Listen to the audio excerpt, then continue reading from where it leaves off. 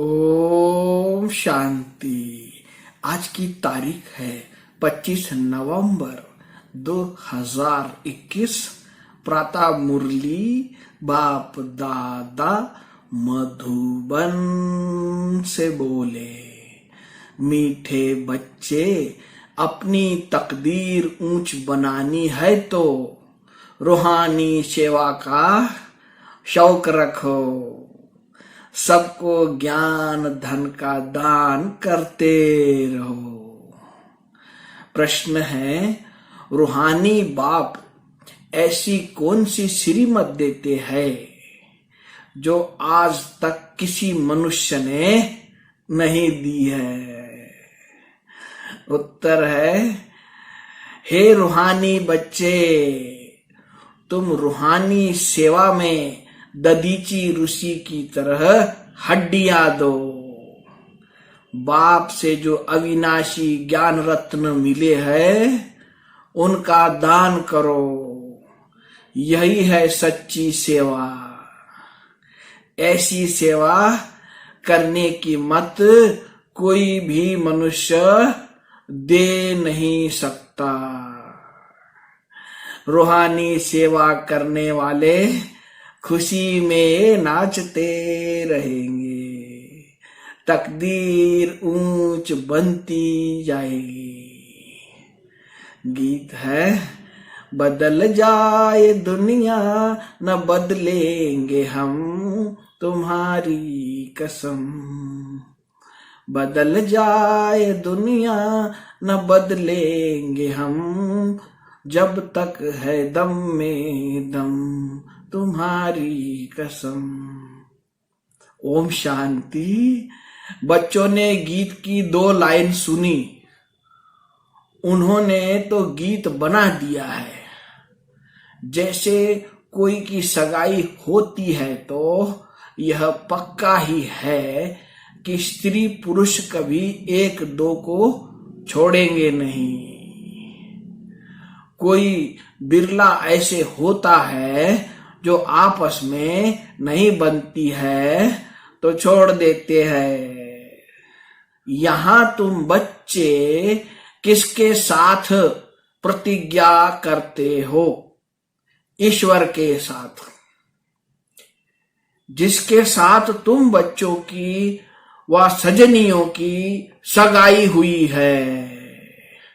परंतु ऐसा जो विश्व का मालिक बनाते हैं उनको भी छोड़ देते हैं। यहां तुम बच्चे बैठे हो, तुम जानते हो बेहद का बाप दादा आया है। यह अवस्था जो तुम्हारी यहां रहती है बाहर सेंटर पर हो न सके।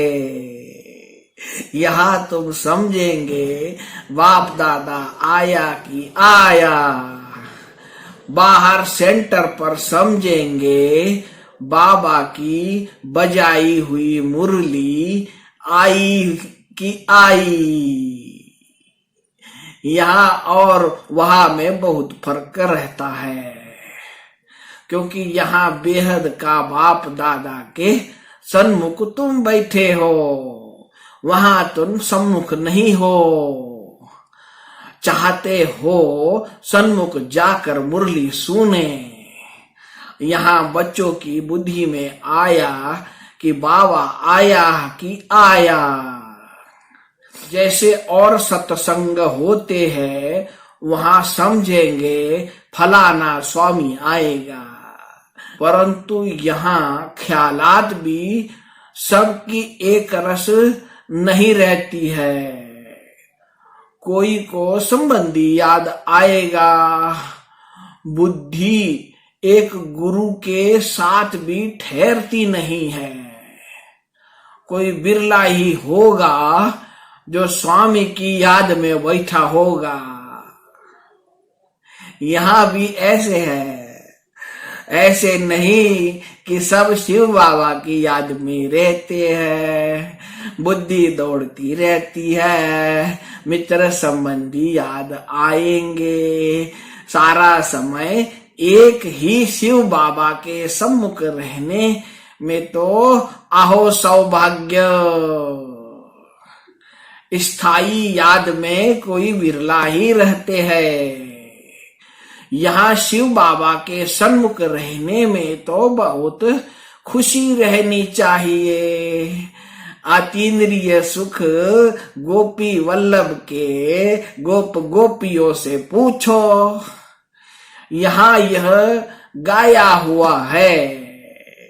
यहाँ तुम बाबा की याद में बैठे हो, जानते हो अभी हम ईश्वर के बनने हैं, फिर दैवी गोद में होंगे। भल कोई की बुद्धि में सर्विस के ख्याल चलते हैं। इस चित्र में यह करेक्शन करे, यह लिखे, परंतु अच्छे बच्चे होंगे तो समझेंगे कि अभी तो बाबा से ही सुनना है और कोई संकल्प आने नहीं देंगे। बाप ज्ञान रत्नों से झोली भरने आए हैं तो बाप से ही बुद्धि योग लगाना है। नंबरवार धारणा करने वाले तो होते ही है। कोई अच्छी रीति धारण करते हैं, कोई कम धारण करते हैं। बुद्धि योग और तरफ दौड़ता रहेगा तो धारण भी नहीं करेंगे,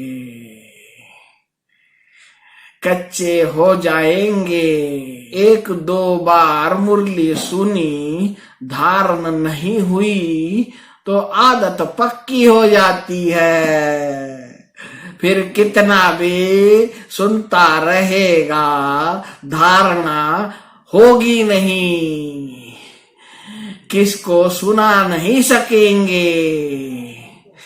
जिसको धारणा होगी उनको सर्विस का शौक होगा, उछलता रहेगा जाकर धन दान करूं, क्योंकि वह धन एक बाप के सिवाय और कोई के पास है नहीं।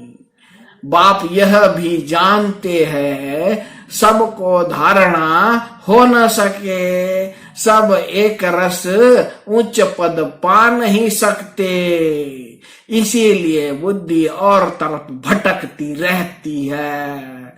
भविष्य तकदीर इतनी ऊंच बन नहीं सकती है। फिर कोई स्थूल सर्विस में अपनी हड्डियां देते हैं, सबको राजी करते हैं, जैसे भोजन पकाते हैं, खिलाते हैं। यह भी सब्जेक्ट है ना सर्विस का। जिनको शौक होगा वह मुख से कहने बिना रहेंगे नहीं। फिर बाबा देखते भी है कि कहाँ देह अभिमान तो नहीं है, बड़े का रिगार्ड रखते हैं वह नहीं। बड़े महारथियों का रिगार्ड तो रखना होता है। हाँ, कोई छोटा भी होशियार हो जाता है तो हो सकता है बड़ों को उनका रिगार्ड रखना पड़े, क्योंकि बुद्धि उनकी गैलप कर लेती है। सर्विस का शौक देख बाप तो खुश होगा ना। जितना देंगे उतना इकट्ठा होता जाएगा। सर्विस ही नहीं करेंगे तो धारणा कैसे होगी।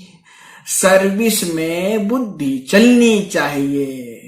सर्विस तो बहुत ढेर हो सकती है, कोई करते रहे। दिन प्रतिदिन उन्नति को पाना है, अपनी भी उन्नति करनी है। अच्छा मीठे मीठे सिक्की लधे बच्चों प्रति मात पिता बाप दादा का याद प्यार और गुड मॉर्निंग।